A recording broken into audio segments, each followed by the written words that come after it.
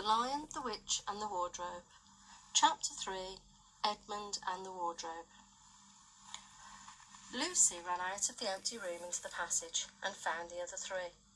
"It's all right," she repeated. "I've come back." "What on earth are you talking about, Lucy?" asked Susan. "Why," said Lucy in amazement, "haven't you all been wondering where I was?"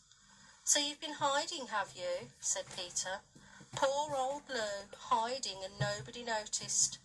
You'll have to hide longer than that if you want people to start looking for you." "But I've been away for hours and hours," said Lucy. The others all stared at one another. "Batty," said Edmund, tapping his head. "Quite batty." "What do you mean, Lou?" asked Peter. "What I said," answered Lucy. "It was just after breakfast when I went into the wardrobe. I've been away for hours and hours and had tea and all sorts of things have happened." "Don't be silly, Lucy," said Susan. "We've only just come out of that room a moment ago, and you were there then." "She's not being silly at all," said Peter. "She's just making up a story for fun, aren't you, Lou? And why shouldn't she?" "No, Peter, I'm not," she said. It's a magic wardrobe. There's a wood inside it, and it's snowing, and there's a faun and a witch, and it's called Narnia. Come and see." The others did not know what to think, but Lucy was so excited that they all went back with her into the room. She rushed ahead of them, flung open the door of the wardrobe and cried, "Now, go in and see for yourselves." "Oh, why, you goose," said Susan, putting her head inside and pulling the fur coats apart. "It's just an ordinary wardrobe, look. There's the back of it." Then everyone looked in and pulled the coats apart, and they all saw, Lucy herself saw, a perfectly ordinary wardrobe. There was no wood, no snow, only the back of the wardrobe with hooks on it. Peter went in and rapped his knuckles on it to make sure it was solid. "Jolly good hoax, Lou," he said as he came out again. "You have really taken us in, I must admit. I half believed you." "But it wasn't a hoax at all," said Lucy. "Really and truly, it was all different a moment ago. Honestly, it was, I promise." "Come, Lou," said Peter. "That's going a bit far. You've had your joke. Hadn't you better drop it now?" Lucy grew very red in the face and tried to say something, though she hardly knew what she was trying to say, and burst into tears. For the next few days she was very miserable. She could have made it up with the others quite easily at any moment, if she could have brought herself to say that the whole thing was only a story made up for fun. But Lucy was a very truthful girl, and she knew that she was really in the right, and she could not bring herself to say this. The others, who thought she was telling a lie, and a silly lie too, made her very unhappy. The two older ones did this without meaning to do it, but Edmund could be spiteful, and on this occasion he was spiteful. He sneered and jeered at Lucy, and kept asking her if she'd found any other countries in other cupboards all over the house. What made it worse was that these days ought to have been delightful. The weather was fine, and they were out of the doors from morning to night, bathing, fishing, climbing trees, lying in the heather. But Lucy could not properly enjoy any of it, and so things went on till the next wet day. That day, when it came to the afternoon, and there was still no sign of a break in the weather, they decided to play hide and seek. Susan was it. And as soon as the others scattered to hide, Lucy went to the room where the wardrobe was. She did not mean to hide in the wardrobe, because she knew that would only set the others talking again about the whole wretched business. But she did want to have one more look inside of it, for by this time she was beginning to wonder herself whether Narnia and the faun had not been a dream. The house was so large and complicated and full of hiding places that she thought she would have time to have a look into the wardrobe and then hide somewhere else. But as soon as she reached it, she heard steps in the passage outside, and then there was nothing for it but to jump into the wardrobe and hold the door closed behind her. She did not shut it properly, because she knew that it is very silly to shut oneself into a wardrobe, even if it is not a magic one. Now the steps she had heard were those of Edmund, and he came into the room just in time to see Lucy vanishing into the wardrobe. He at once decided to get into it himself, not because he thought it a particularly good place to hide, but because he wanted to go on teasing her about her imaginary country. He opened the door. There were coats hanging up as usual, and the smell of mothballs, and darkness and silence, and no sign of Lucy. She thinks I'm Susan come to catch her, said Edmund to himself, and so she's keeping very quiet at the back. He jumped in and shut the door, forgetting what a very foolish thing this is to do. Then he began feeling about for Lucy in the dark. He had expected to find her in a few seconds, and was very surprised when he did not. He decided to open the door again and let in some light, but he couldn't find the door either. He didn't like this at all, and began groping wildly in every direction. He even shouted out, "Lucy! Lou! Where are you? I know you're here."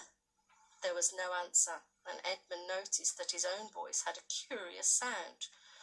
Not the sound you would expect in a cupboard, but a kind of open-air sound. He also noticed that he was unexpectedly cold, and then he saw a light. "Oh, thank goodness," said Edmund. The door must have swung open of its own accord. He forgot all about Lucy and went towards the light, which he thought was the open door of the wardrobe.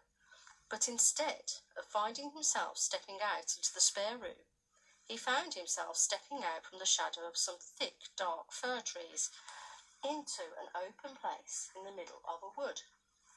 There was crisp, dry snow under his feet, and more snow lying on the branches of the trees overhead. There was a pale blue sky, the sort of sky one sees on a fine winter day in the morning. Straight ahead of him he saw between the tree trunks the sun, just rising, very red and clear. Everything was perfectly still, as if he were the only living creature in that country.